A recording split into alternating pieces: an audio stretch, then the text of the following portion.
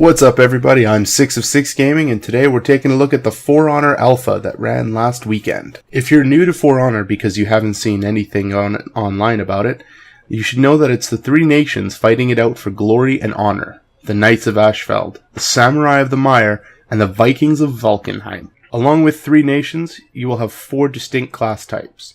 The Vanguard, an assault class with equal health and power, great fighters with great mobility. The Heavies, high health monsters who unleash a slow but devastating hit. These guys are your tanks. The Assassin, a fast swinging poker with low health and attack damage. These guys are really good for just quick engagements. The last one, we don't actually know what it is called because it hasn't been said yet. However, it's most likely a support-like class with a heal factor for a group or something that buffs your allies like a paladin. We'll find out in the final release of the game. Interestingly enough, you're able to actually play as any character in the game, but you have to unlock the character to be able to modify them, customize them, or improve any of their skills. Playing the alpha took place over 3 maps, one for each of the races. Each map provided the similar advantages and disadvantages, especially when it came to trap zones. However, the layout of each one was slightly different. The 3 maps included were for each faction, so you had a Viking map, a Samurai map, and a Knight map. Each map was very distinct and uniquely designed to represent each nation. However, they were all similarly built, with an A, B, and C in Dominion to capture, B always being the battlefield in the middle. Breaking down the 3 maps, you had one for each class. You had the Viking map, the Samurai map, and the Knight map. The Samurai map consisted of 2 overhanging bridges on a battlefield. From the defender's portion of the side, you would see that you would have A on the right and C on the left, with B right down the middle. To get to A, which was a large tower on the right, you'd actually have to go left first, then up the stairs and across the bridge. This was the only way to get to A, was up these 2 bridges. B, being the battlefield, was right below a large amount of bridges and walls. These high walls made for great vantage points for heroes to do assassination jumps onto unsuspecting targets. C was located near a bunch of pitfall traps and wall spikes. These open traps meant for the small bridge to be a meaningful battle, but while unclear to myself, either at some point or by player interaction, doors close to mean the pitfall traps no longer are active, and you can fight on the whole scape of C. If you were a raider class or really effective at pushing, you could actually pick up targets and push them into spike walls, which looked pretty brutal. The Viking map was a large Viking-like area with lots of wooden walls and a dock. From the defender's side to the right, there were wooden ramparts holding A large high-up area which you couldn't actually jump down from, but you could get a great overlook of B. You could run across those ramparts and basically have ladders all strewn about so that you could get down to the battlefield with ease. From A in the middle with pitfall traps, there was the B battlefield. A pretty straightforward battlefield with just a small open area. The center was cluttered with bodies, but other than that, it wasn't much to complain about. The C area was a lower docking area, which was very unique to the alpha.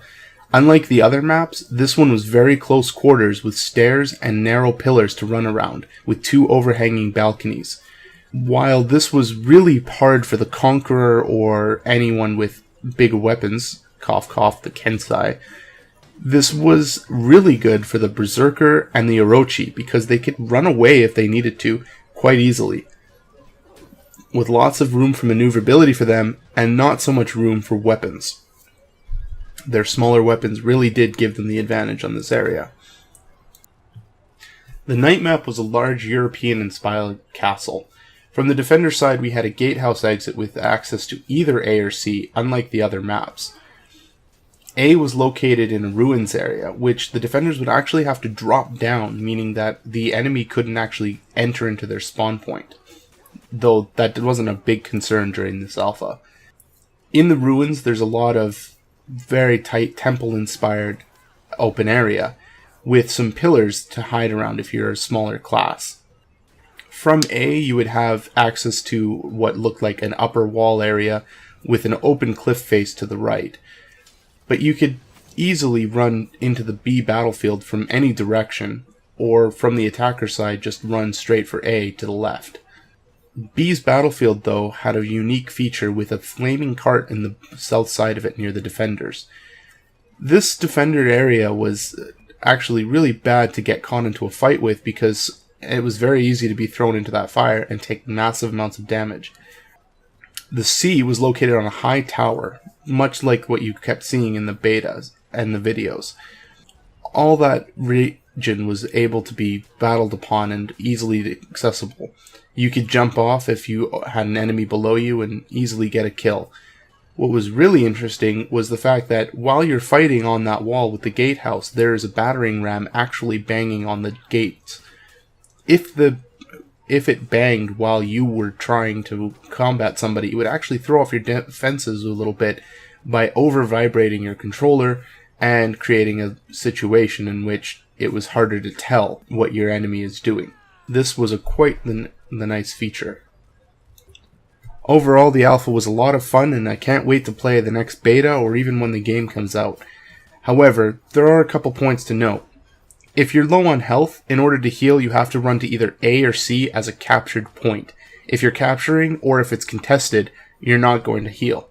This is a big problem in teams that are very efficient at holding points. If your team isn't, you're going to have a hard time with healing, unless your character has a self-heal or an area heal. There are other issues with balancing in terms of the Conqueror versus a Berserker or an Orochi. The Conqueror has a lot of health and a pretty devastating swing-up attack. The problem, though, lies in their shield in being able to easily predict when the Orochi is going to attack or the Berserker is going to attack, with very little ability to disarm them. This high defense means that if your team has an Assassin class, but the enemy team has a Conqueror, the Assassins are going to want to avoid the Conqueror. Arguably, though, an Assassin's job is to assist another player, not take on the fight themselves. While very capable, this was a big problem in the alpha. In the full release, however, they don't need to tweak very much, other than the fact that people just need to be mindful of the fact that Assassins aren't the greatest thing. You want to have team comp. But everything I've talked about today was actually just about Dominion. And there was more modes for Dominion. What you would get was an overworld map where there were two other modes. You have Duel, which is a 1v1, and Brawl, which is a 2v2. Duel is very straightforward. Best of 5 rounds, it would take place on a map, but it would move from location to location. Some of the locations would also feature an area where you couldn't actually just throw the other person off, which you could see a lot in my Duel videos on my personal channel. Brawl was a unique take on the Duel, though. This 2v2 featured two people fighting it out, which was great. But the thing was, let's say I happened to dispatch my enemy first and get the kill. Well, they'd go into a knockdown state unless they were executed or thrown off the edge into a death trap. It means that I am now free to go assist my ally. If they're in a down state, however, you can sneak away and try to quickly revive your teammate, which doesn't seem to lose traction once it gets going. So if you revive them halfway, then need to run away, you could circle around, get everyone to chase you, and then revive your teammate and restore the 2v2. This happened very rarely, but one time I was revived, not thinking it was going to happen, and almost died again instantly because I wasn't paying attention.